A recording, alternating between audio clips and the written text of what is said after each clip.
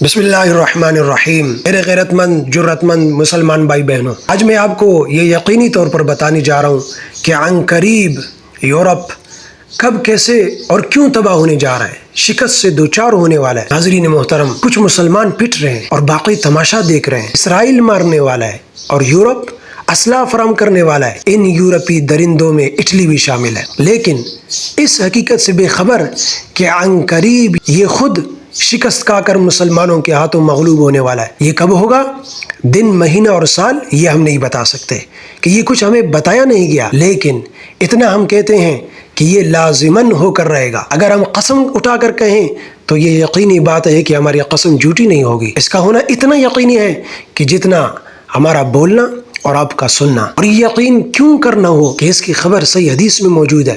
یہ حدیث پاک امام حاکم رحمۃ اللہ علیہ نے مستدرک میں روایت کی اور امام ذہبی رحمۃ اللہ علیہ نے اسے صحیح قرار دیا۔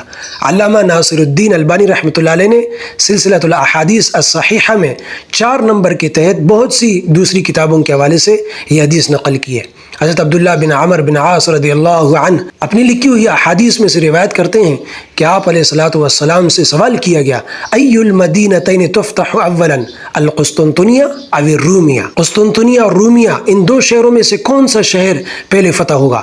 تو آپ نے فرمایا مدینۃ ہرقل تفتح اولا، ہرقل کا شہر پہلے فتح ہوگا۔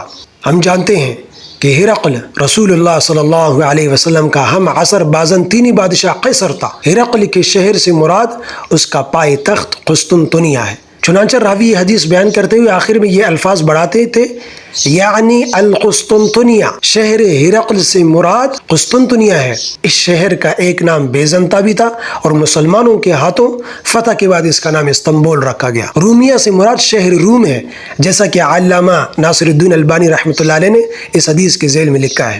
کتاب معجب البلدان کے مطابق رومیہ شہر روم ہی کا ایک نام ہے، جو آج کل اٹلی کا دارالحکومت ہے۔ پہلی یعنی شہر ہرقل یا قسطنطنیہ کی فتح عثمانی خلیفہ محمد الفاتح کے ہاتھوں ہوئی، اور یہ واقعہ آپ علیہ الصلوۃ والسلام کی خبر دینے کے 800 سے زیادہ سال کے بعد پیش آیا۔ اور دوسری فتح بھی اللہ کے حکم سے ظاہر ہوگی اور اس کا ظہور لازمی ہے۔ آپ علیہ الصلوۃ والسلام کی یہ پیش گوئی آپ کی دیگر پیش گوئیوں کی طرح لازماً پوری ہوگی۔ اگرچہ بظاہر حالات حوصلہ افزا نہیں، لیکن قسطنطنیہ کی فتح کو یاد رکھیں اور سوچیں کہ جب مسلمان تاتاریوں کے ظلم و ستم کا نشانہ بن رہے تھے تو کون سوچ سکتا تھا کہ یہ امت دوبارہ سر اٹھانے کے قابل ہو کر ایک سپر پاور کے قدیمی پائے تخت کو فتح کر سکے گی۔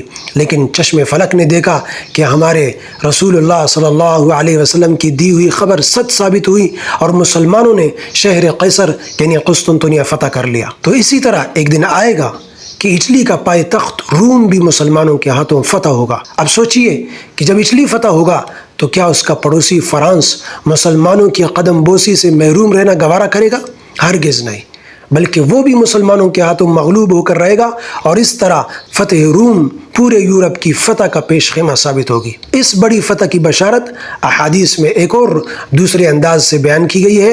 آپ علیہ الصلوۃ والسلام فرماتے ہیں، ان اللہ زوالی الارض فرأیت مشارقها ومغاربها وان امتی سیبلغ ملکها ما زوی لی منها۔ مسلم شریف کی حدیث ہے کہ یقیناً اللہ نے میرے لیے زمین کو سکیڑ دیا، پس میں نے اس کے مشرق اور مغرب دیکھ لیے، اور یقیناً میری امت کی حکومت ان تمام علاقوں پر قائم ہوگی۔ اللہ اکبر، اندازہ لگائیں جو مجھے لپیٹ کر دکھایا گیا۔